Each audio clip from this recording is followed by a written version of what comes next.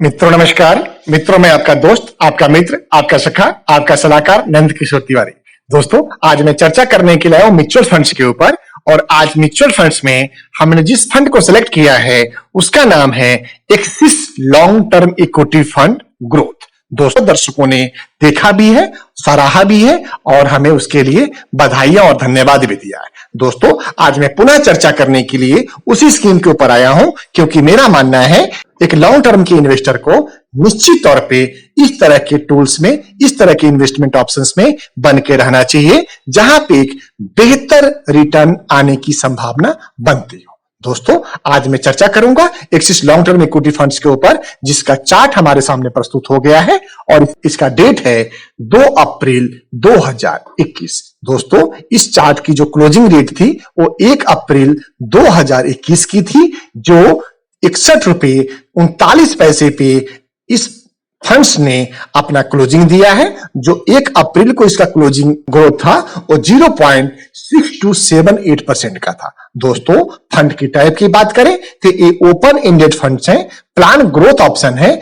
Fund का class अगर देखते हैं दोस्तों तो इक्विटी क्लास का फंड है जो एलएसएस को बिलोंग करती है। एलएसएस का मतलब होता है इक्विटी लिंक सेविंग स्कीम। दोस्तों इस स्कीम के अंदर आपको एटीसी का टैक्स रिबेट भी मिलता है। दोस्तों ये फंड की जो लॉन्चिंग डेट थी वो 17 दिसंबर 2009 थी और एनओफओ जो क्लोज हुआ था 21 दिसंबर 2009 को इसका एनओफओ का क्लोजिंग डेट था। दोस्तों ये फंड इंसेप्शन डेट 29 दिसंबर 2009 से मार्केट में खरीद और बिक्री के लिए शुरू हो गई थी और मिनिमम इन्वेस्टमेंट अमाउंट 500 रुपीज का है। मित्रों इस फंड के जो फंड मैनेजर हैं वो मिस्टर जिनेश गोपानी साहब हैं और उनकी पूरी टीम को इस उत्कृष्ट फंड को मैनेज करने के लिए मैं दिल की गहराइयों से बधाई प्रेषित करता हूं।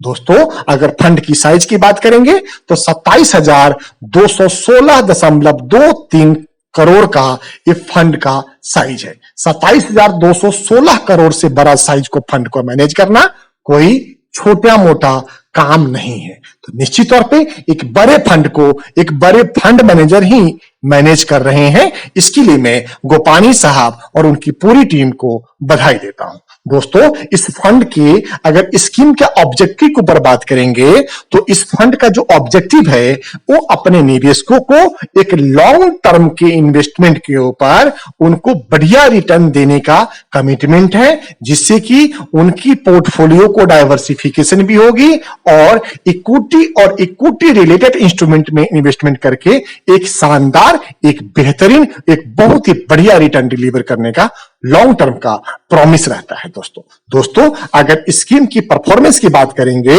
तो स्कीम 52 बिग हाई की अगर बात करें तो 63 रुपये 62 पैसे का इसका 52 बिग हाई है जो 15 फरवरी 2021 को लगाया था। दोस्तों 52 बिग लो की बात करें तो 36 रुपये 25 पैसे का इसका 52 बिग लो है जो 3 अप्रैल 2020 को लगा था। दोस्तों अगर स्कीम की बीटा की बात करें तो 0.8982 का है, शार्प रेशियो 0.5381 का है, स्टैंडर्ड डेविएशन 21.6665 का है। और अगर फंड की परफॉर्मेंस की बात करेंगे तो दोस्तों फंड का परफॉर्मेंस अपने सारे पैरामीटर पे एक उत्कृष्ट रिटर्न डिलीवर किया हुआ है जो अपने लमसम और एसआईपी दोनों ग्राहकों को माला माल किया है। माला माल किया है। दोस्तों अगर इस फंड की एसआईपी रिटर्न की बात करूं तो 10 सालों का रिटर्न 17.87% का कंपाउंड एनुअल ग्रोथ रिटर्न है। उसी क्रम में अगर 5 सालों की बात करते हैं तो 16.61% का, अगर 3 सालों की बात करते हैं तो 20.84% का और अगर 1 सालों की बात करते हैं तो 56.33% का कंपाउंड एनुअल ग्रोथ रिटर्न इस फंड ने अपने एसआईपी होल्डरों को डिलीवर किया हुआ है। अगर लमसम में बात करें तो जब से फंड आया है तब से 17.48% का, पिछले 10 सालों में 17.30% का, पिछले 5 सालों में 16.02% का, पिछले 3 सालों में 14.97% का, पिछले 1 सालों में 59.26% का एक बहुत ही शानदार, बहुत ही बेहतरीन अपने इन्वेस्टरों को इस फंड्स ने डिलीवर किया हुआ है। दोस्तों अगर इक्विटी डेट एक्सपोजर की बात करें जो कि 28 फरवरी 2021 के डाटा के हिसाब से है, तो इस फंड के फंड मैनेजर ने डेट के अंदर सिर्फ 0.57% का एक्सपोजर बना के रखा है, जबकि इक्विटी में 99.43% का एक्सपोजर लेके बैठे हुए हैं। सर दोस्तों, अगर कंपनी वाइज पोर्टफोलियो एक्सपोजर की बात करूं, जो एक्सपोजर 28 फरवरी 2021 के डिक्लेरेशन के हिसाब से है, तो बजाज फाइनेंस के अंदर 2523.38 करोड़ का एक्सपोजर इस फंड्स ने लगाया हुआ है, जो टोटल अपने एसेट साइज का 9.27% का है। दोस्तों, पीडीलाइट इंडस्ट्री में 8.12% का, एवेन्यू सुपरमार्ट में 7.57% का, इन्फो एज में 6.87% का, टाटा कंसल्टेंसी में 6.87% का, एचडीएफसी बैंक में 6.52% का, कोटक महिंद्रा बैंक में 6.45% का, एचडीएफसी लिमिटेड में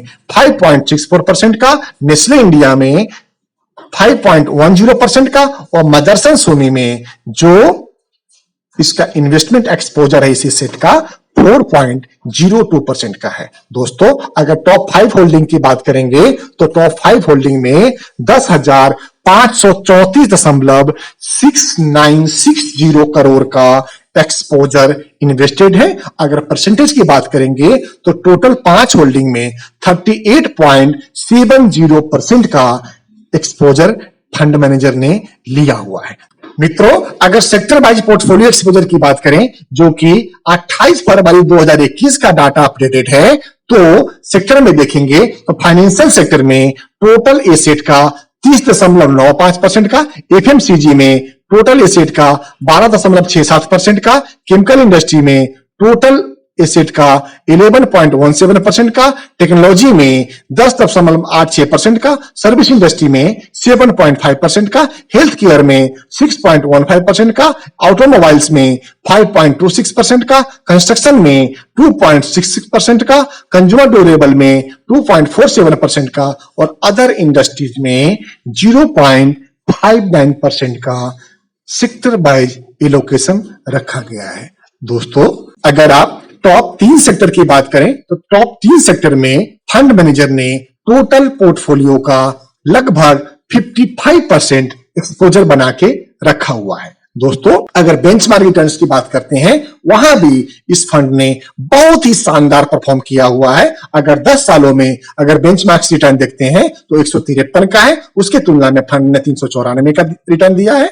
5 सालों में बेंचमार्क 70.64 रिटर्न है, उसके तुलना में फंड्स ने 110.35 का रिटर्न दिया है। 3 सालों में 21.99 का बेंचमार्क रिटर्न्स है, उसके कंपैरिजन में फंड्स ने 52.25 का रिटर्न दिया है। उसी के मद्देनजर रखते हुए पिछले 1 सालों में 51.19% का बेंचमार्क रिटर्न्स है, वहां पे फंड्स ने 59.26 का रिटर्न दिया हुआ है। दोस्तों, एक बहुत ही शानदार, बहुत ही बेहतरीन, बहुत ही उत्कृष्ट म्यूचुअल फंड स्कीम, जिसमें निश्चित तौर पे आपके इन्वेस्टमेंट होने चाहिए। दोस्तों, ये हमारी कंपनी के द्वारा स्ट्रांगली रिकमेंडेड स्कीम है, जो हम अपने सारे कस्टमर को एडवाइस करते जा रहे हैं। दोस्तों, पिछले लगभग 2 सालों से इस फंड्स के ऊपर मेरा स्पेशली रिकमेंडेशन आ रहा है, जिसको आप लोगों ने समझ के, आप लोगों ने मान करके